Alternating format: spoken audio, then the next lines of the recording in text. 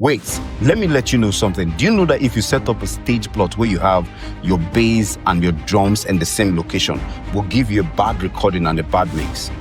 I know you'll say why. Wait, let me walk you through it.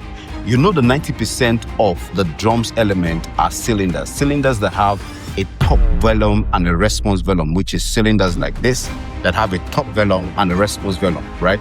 And trapped in between these two surfaces are air molecules that will keep bombarding the surfaces each time the drum is hit.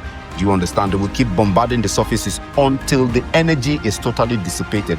That is when the acoustic sound of this drum would diminish. Do you understand?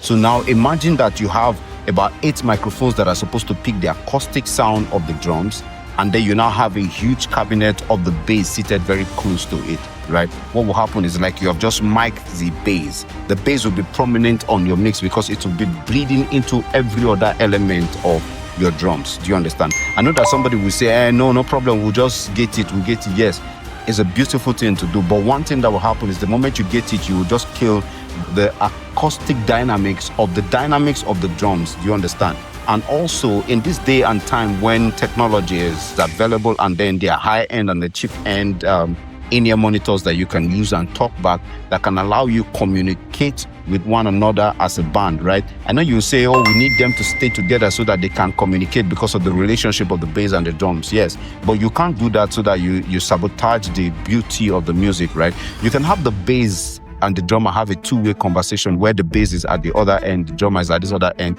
They can have a talk back that can allow them talk to each other. That's a two-way conversation.